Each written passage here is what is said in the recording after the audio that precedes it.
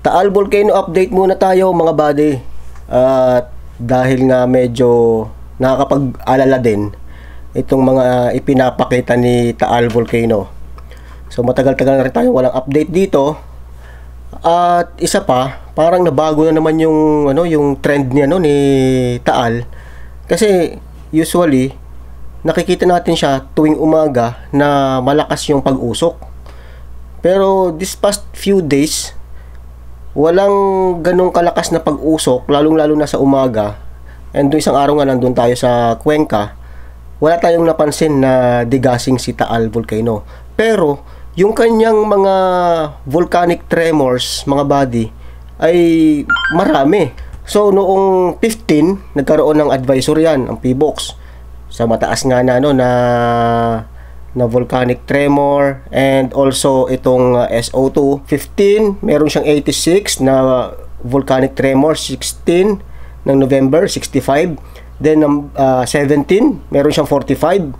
18 may 89. Noong 19 may 101, and today meron siyang 59 na volcanic tremors. Disclaimer, hindi po tayo volcanologist or eksperto sa mga ganito.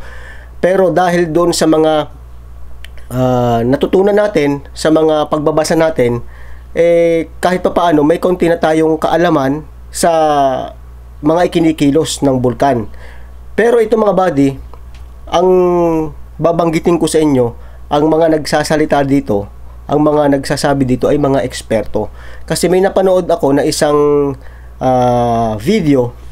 Ito ay eksperto pagdating sa bulkan. Iba't ibang bulkan sa buong mundo ang binibigyan niya ng assessment sa kanyang video, at nabanggit dito si Taal Volcano mga buddy.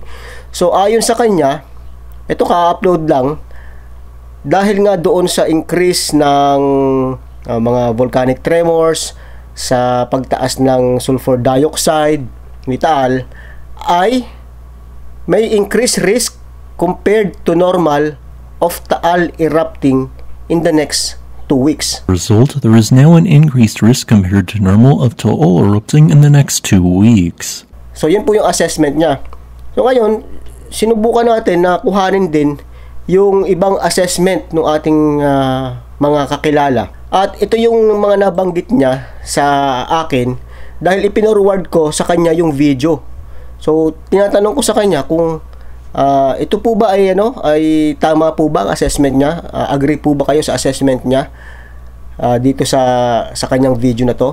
So ang sabi niya dito, tama daw yung assessment niya mga buddy, na in the next 2 weeks kung hindi magbabago yung ipinapakita ni Taal Volcano na walang degassing, mataas yung mga reading ng SO2, then maraming volcanic tremors, posible na magkaroon ng isang eruption. Ito mga buddy, hindi ito pananakot, kundi gusto ko lamang bigyan kayo ng konting ideya sa ikinikilos ni Taal. Kasi dati nasanay na yung mga tao, pag umaga may mga steaming. Bakit? Kung kailan tumaas yung mga volcanic tremor, kung kailan tumaas yung mga reading ng sulfur dioxide niya, nawala naman yung degassing niya, lalong-lalo na nga sa umaga.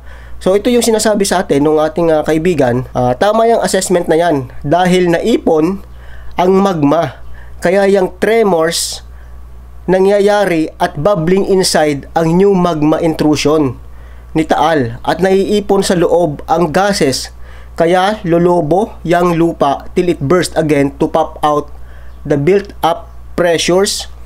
Kaya sana makadegassing na yan para di mag sudden burst, also known as yung new eruption. Yun po yung sinabi sa atin ng ating kaibigan. So ang sanhi daw kung bakit nagkakaroon ng maraming tremors ay itong yung pagtaas ng bubbles na sinasabi niya dito sa kanyang mensahe sa atin. Pero syempre, hindi natin pwede ring panghawakan ito kasi iba't iba naman ng assessment ang mga volcanology. Pero siguro ito, dalawa na ito mga buddy, dalawa ng dalubhasa yung nagsasabi. So hindi natin alam kung ano yung assessment dito ng PBOX. Kaya magtataka tayo bakit hindi maibaba ang alert level ni Taal Volcano. Kasi nga pag kalipas ng ilang linggo, ito na naman, may papakita na naman siya na na kakaibang activities niya, kakaibang ginagawa niya. So kung dati puro degassing siya, ngayon naman walang degassing, matataas ang volcanic tremor at yung SO2 ay mataas din. So ito pa, yung isang larawan mula sa satellite na kung saan, ayan nakikita niyo mga buddy, ay yung western side ni Taal ay inflated. Yan. Ang may sanhin yan mga buddy, yung kulay pula na yan ay yung magma na nasa ilalim. Nadidetect yan ng satellite yung kabuuan ng Taal Volcano Island. Nalalaman kung saan yung mas mataas yung temperature. Kaya yan, yung kulay pula na yan, yung mga part na yan sa western side ng Taal Volcano Island. So ano ating pwedeng gawin? Kailangan lang na handa tayo. Lalong-lalo na yung mga kababayan natin na malapit doon sa western side ni Taal Volcano, yung part ng Agoncillo, di ba? Kasi kalimitan diyan talaga yung unang naaapektuhan, at yan ang ilang kilometro lang ang layo niyan. So 3 or 4 kilometers siguro mula doon sa sa gilid, papunta doon sa Taal Volcano Island. So nandun pa rin dapat yung kahandaan natin mga buddy.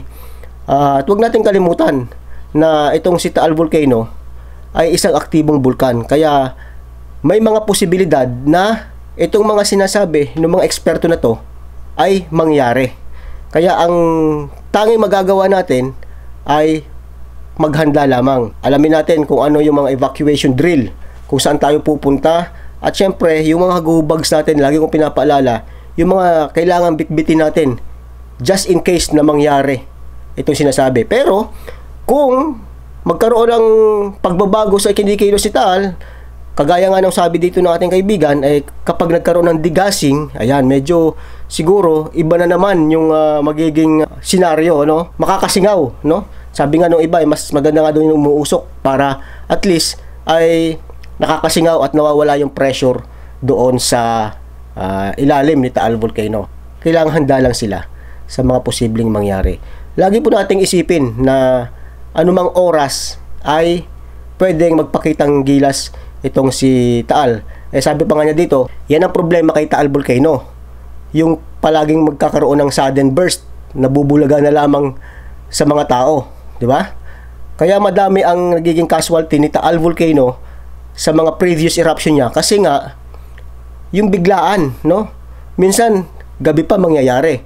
Kasi natanong ko mga buddy, bakit walang degassing na nangyayari doon sa Taal Volcano ngayon, samantalang may tremor at saka itong mataas yung SO2. Posibleng seeping through yan sa underwater, kaya dinalabas sa crater or spread out siya sa paikot, kaya diipon sa crater degassing vents. So yun ang paliwanag niya. Then yun nga, nasa west side yung pinakapaga, posibleng dyan sa lawa yan nagdegassing, so di nyo nakikita yan. Yan ang tinatawag na silent SO2 seeps. So yan mga buddy, ang assessment ng ating kaibigan. Hindi po ito galing sa akin, kundi doon sa ating kaibigan na eksperto. Yun lang po. Maraming salamat.